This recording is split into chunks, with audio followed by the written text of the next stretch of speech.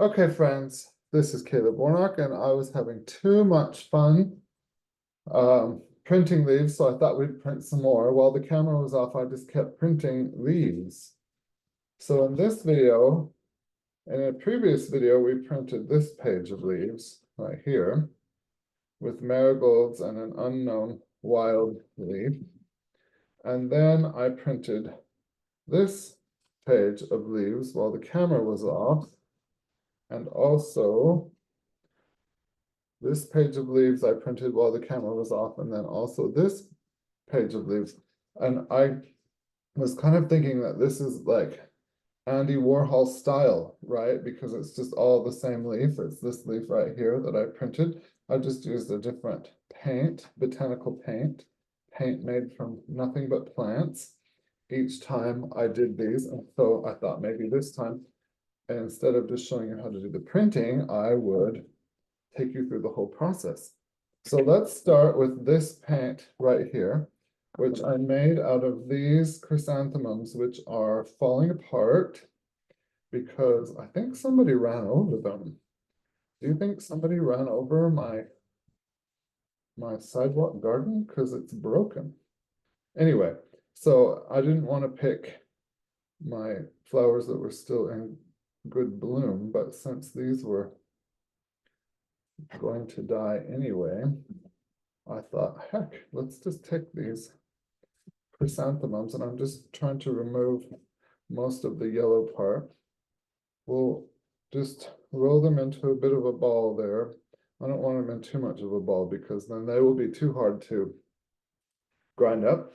But we're going to add a few drops of water. 1, 2, 3, 4, 5, 6. Because I just made this one right here, and it took a little more water than I thought it was going to. And then it's usually with red, and we're trying to get, a little better red out of this. So it's usually a good idea to add just a little citric acid, powdered citric acid, which you can buy at the canning aisle of the grocery store. Okay, and then we're going to take our glass molar, and if you've been with me before, then you've heard me talk about the molar and where to get it and how to use it and all that. So I won't go over all that, but we're just going to take those leaves and just grind them down into paint until we're just trying to make it nice and smooth so that there's not really parts of the flower left. And if you guys have questions about anything that I am doing in these videos about how I'm doing this, I'm trying to just show you from start to finish because it's not really difficult, it's not really hard.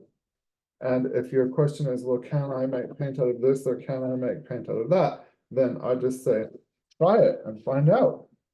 Because I've just added 3 more drops of water on here, by the way, because it was still too dry. Because the plants that grow in your area might be different than the plants that grow in my area. And, these videos go out all around the world, and the world's an awfully big place when it comes to growing plants and the kind of plants that you can grow. So I'm just, again, trying to smush these. Oh, I had to sneeze, so I had to pause you guys for a second. Sorry about that. Anyway, and then this molar is having a hard time moving on the glass. It's kind of getting stuck on the glass. And that means that we need more water. So I've added 2 more drops of water because you need it to be kind of smooth if you're going to be able to grind. And we're not trying to like grind this as hard as we can. I'm not really pushing down as hard as I can. That's not the goal of this. We're letting the weight of the molar and my hand do most of the work without really pressing super hard. And you can see that what's underneath is getting smoother and smoother. And I think I'll add 1 more drop of water, maybe 2 more, because we just want to, we need to have, it's got to be wet enough that it is actual paint, that it will spread on the leaf or on the paper or whatever we're going to do with it. These paints that we're making right now to print leaves with, of course, could also be used as watercolor as well. And so I'm just gathering all of this paint, and I'm gonna put it in with this batch that I made a few minutes ago.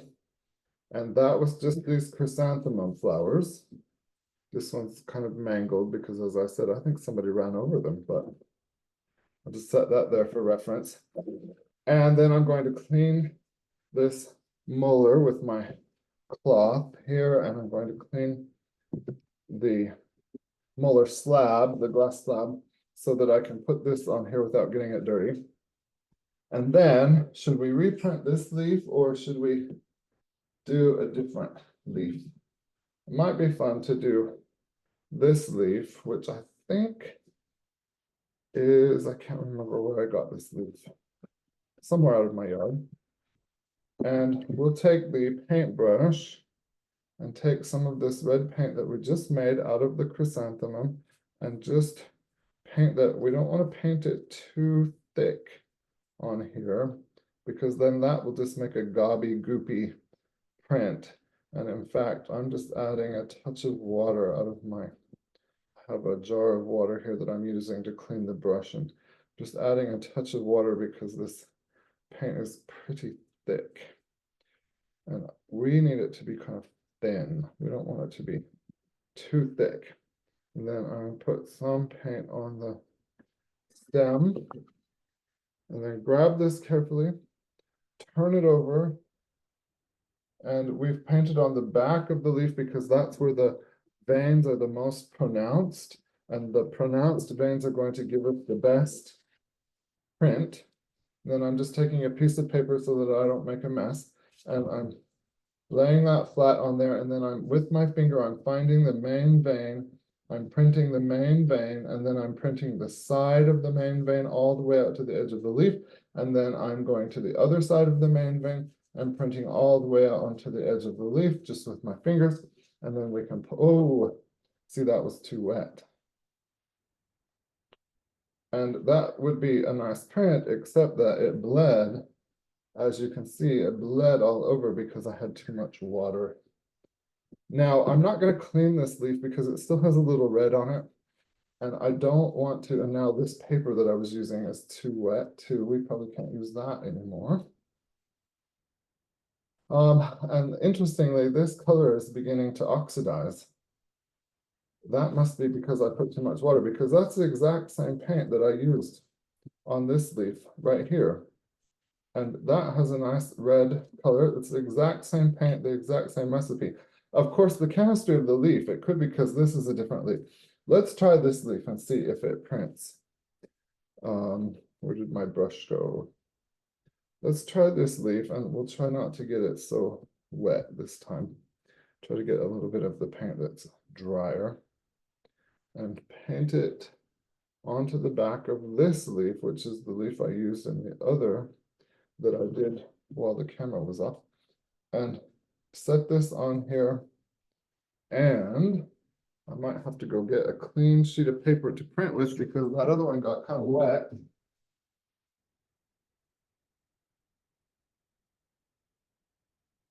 I'm just going to cover this and press. Find the main vein, press all the way up and down the main vein, press all the way up and down the side of the vein, all the way to the outer edge, and repeat on the other side. Lift this off, lift this off. And see, this is turning green, and this is still red. We'll see if that turns green too. That must be because the chemistry of each leaf is different because these are different tree species. So that's just interesting all in and of itself. Okay, we're going to set this aside for a moment so that we can make a different color.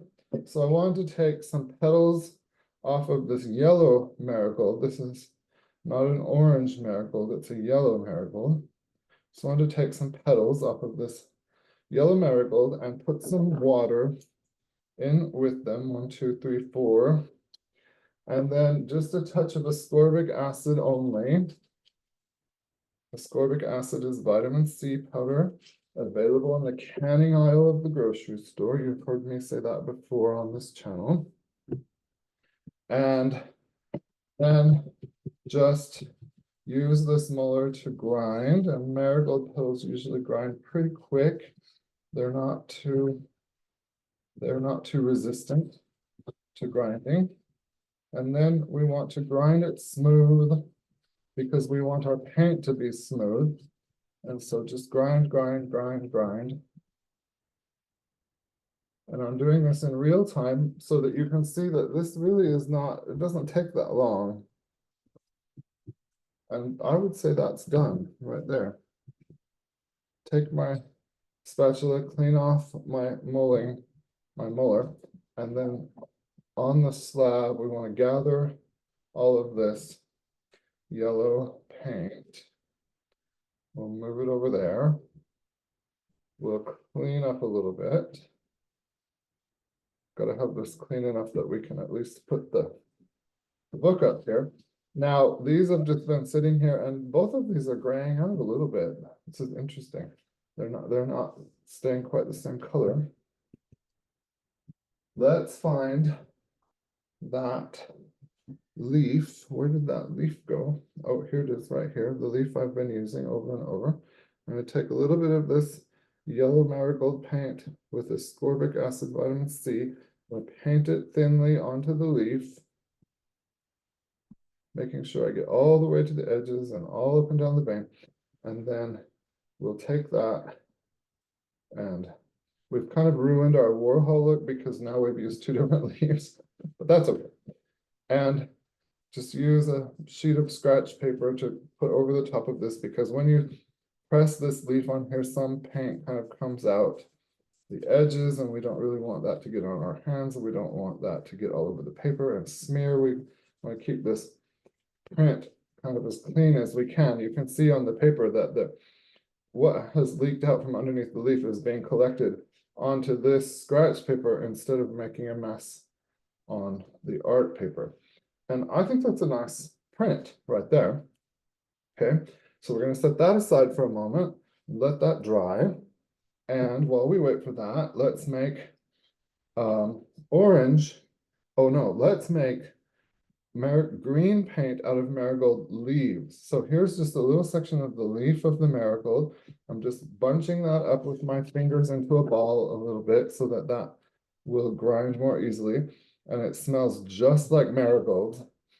It smells really good. I've put just a little bit of water on it, and I tested this while the camera was off, and I wanted to see if adding alum, which is in the baking aisle of the grocery store, would make the green any different, and it did not make the green any different, but alum does make the color more light fast and more permanent and resistant to fading.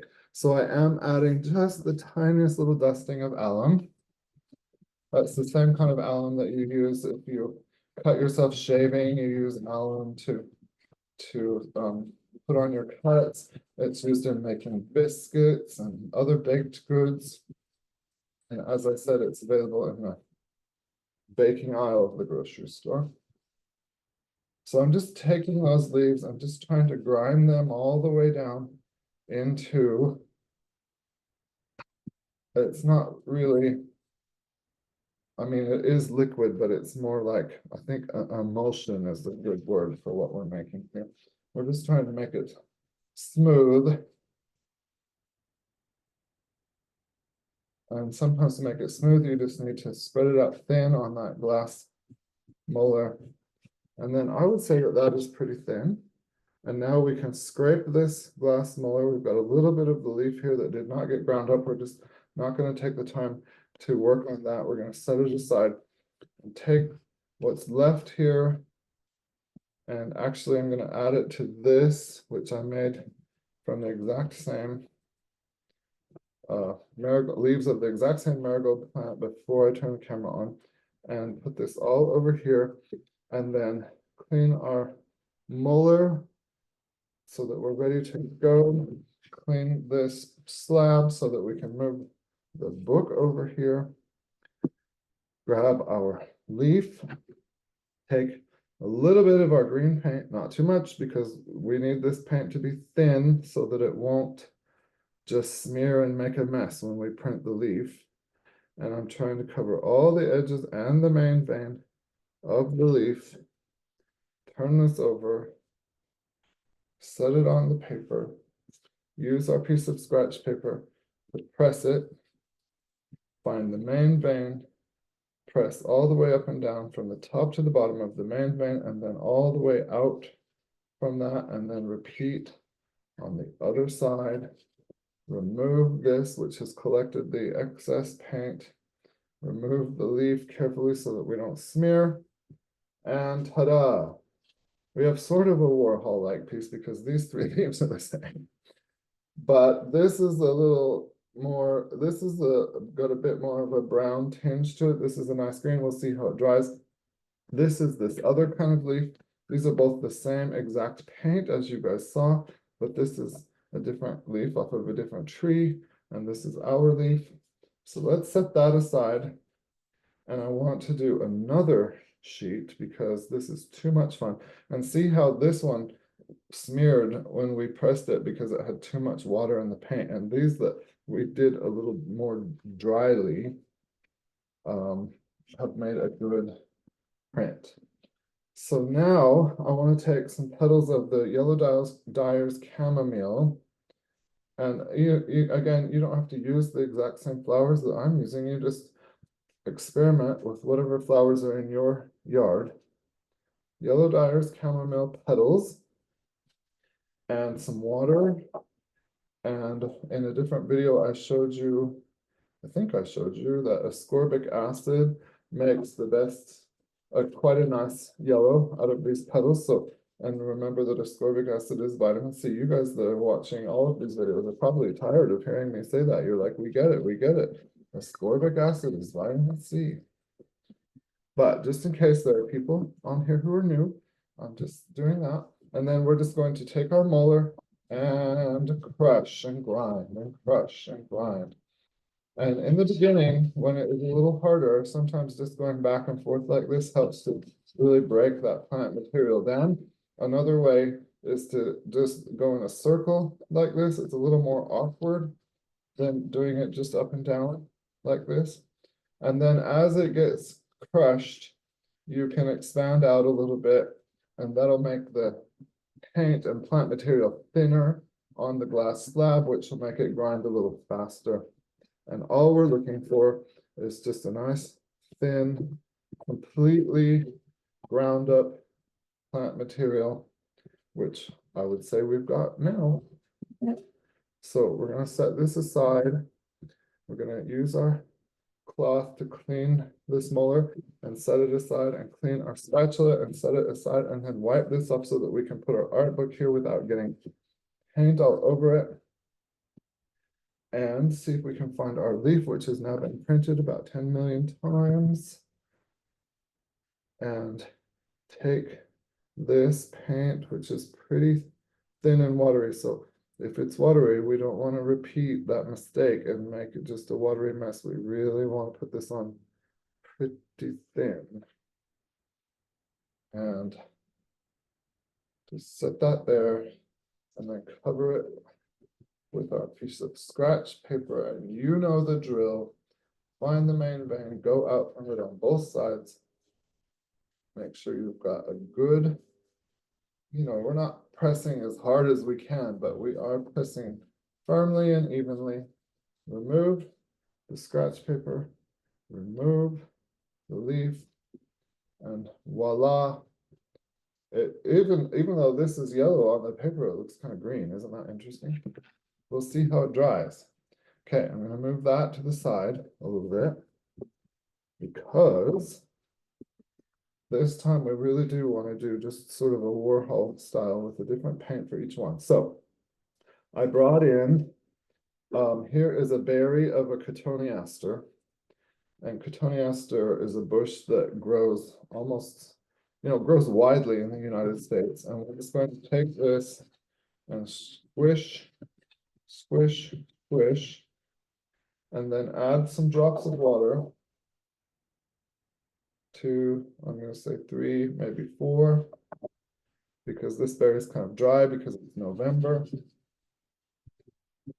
See if we can get some color out of there. We've got the seed here, which is kind of keeping us from doing too much grinding. So I've removed the seed. And then this on its own makes kind of a brown.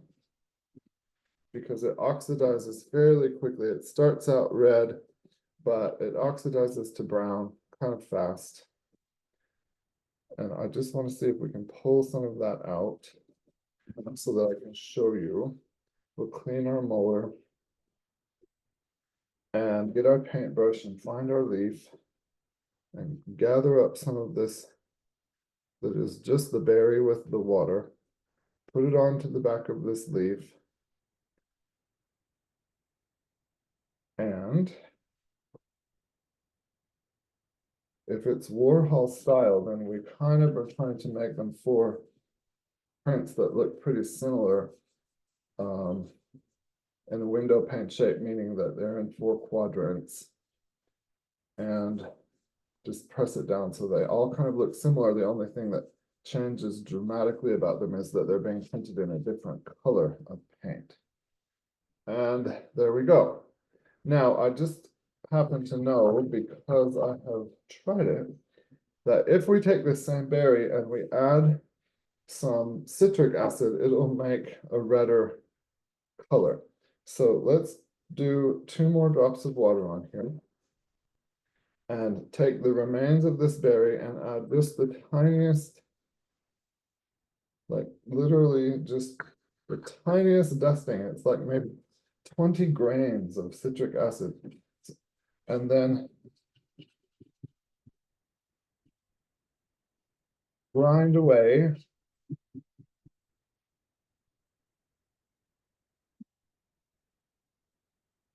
Oop, there went another seed popped out of there.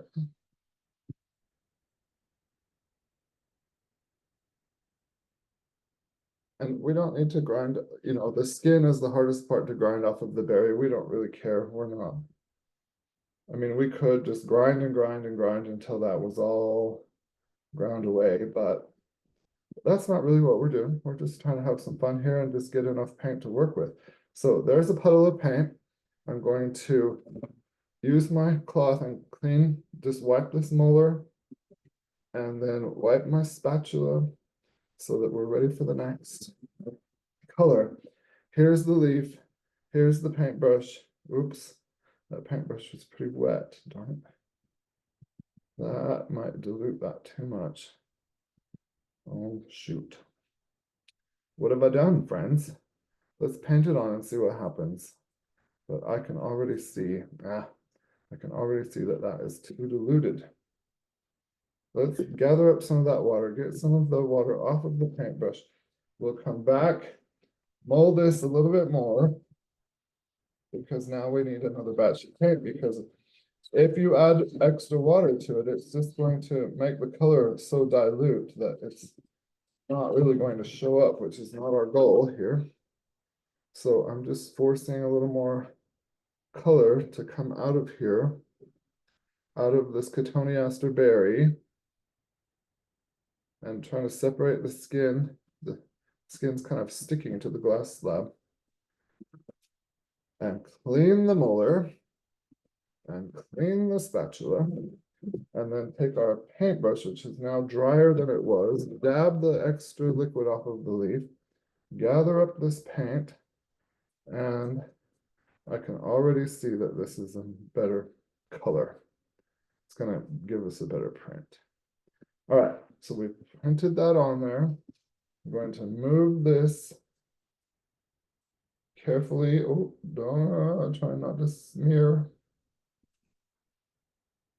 Put the scratch paper over it. Press it down, find that main vein and go out. Go out from the main vein on both sides. And then let's see what we've got. See, I like that. And now we've got this is a pale yellowish green. That's a gray green. And this is a red with some darker tones, which are, you know, the color of real autumn leaves, I think. And then for our final leaf here, let's take 2 petals of a rose. I found another rose. I made a video a few days ago, and I thought I had found the last rose in the yard, but I found another one. So we're going to, I've just sort of ripped that into chunks. We're going to take a touch of citric acid because if you want good red colors, citric acid is often your friend. And 1, 2, 3, let's do 3 drops of water because we can always add more if we need to. And we'll go ahead and grind this. Just grinding slightly back and forth to begin to crush and break those leaves up. They're trying to escape. They're running away. But you don't need to run away, leaf petals. I promise you'll have a fun life as an artwork. You'll like it.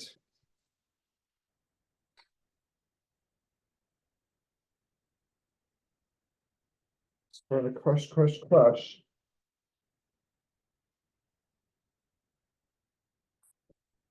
Dragging it up and down.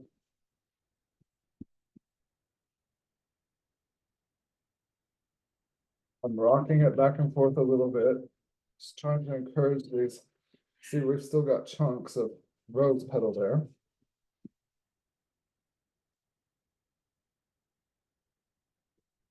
And if you've watched this channel, you've seen me make paint out of rose petals before, so you know that this does work out pretty nicely.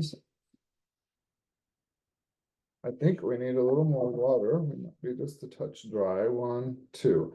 I put 2 more drops of water.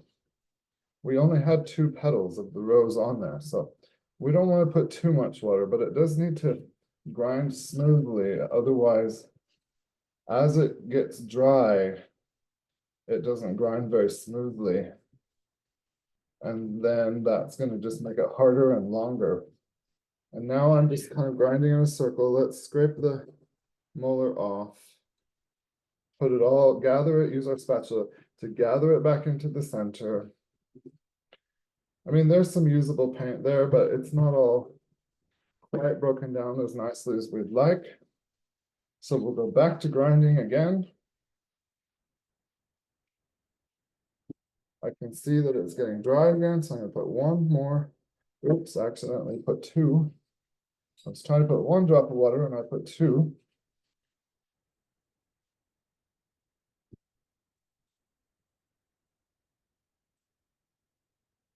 Can you see that that's making a nice paint? Okay, let's scrape that together.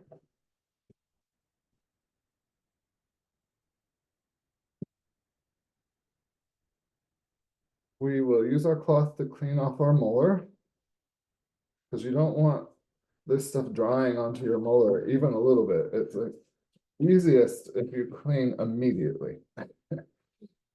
It comes clean if you do it immediately. If you wait even a couple of minutes, it's just going to get harder and harder to clean it. Okay, here's our leaf back. Here's our art paper. We're going to get ourselves some of this rose paint, which is just water, citric acid, and red rose petals. And again, we don't want this to be too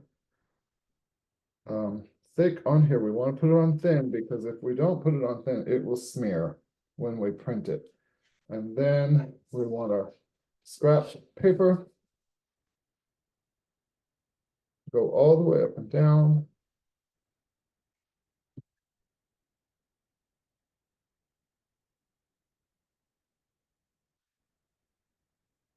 Let's reveal. Oh my word, that is beautiful. Look at the color we got on that. That is amazing. Okay, so don't you think that's kind of an Andy Warhol version of leaf printing? It's the same leaf 4 times and 4 different botanical paints made from just fresh botanical ingredients and water. I think that looks really good. I like that. And you know, we could probably just go on and on and on. I don't want to close this all the way, but look at these others that I did with the same paints. Just really fun. And that other one too that I did a different video about where we did several colors on 1 leaf. I just think that's great. This is darkening just a little bit more into a purple as it dries, even though this is red, the petals are pinky red. This is red because it's got citric acid and it's drying with that purple. I just think that's great. So I don't know if you guys think this is as addicting as I do, but I just think this is so much fun. And I wish I had some real oak leaves. Maybe tomorrow I will go up into the forest and see if I can find some oak leaves that have not all, I mean, it is November, they might be all gone. I'll go see, maybe if I can find some, I may make another video. But thank you guys for playing along with me. I just think this is super fun. I love what we made here. You guys have a relaxing day. Take, a minute to find something fun to do. We all need to find something fun to do and just rest and relax a little bit and, do this with friends or do it with friends on the video. You guys can be my friends and we'll do it on the video. Thank you, and I will talk to all of you soon. Goodbye, friends.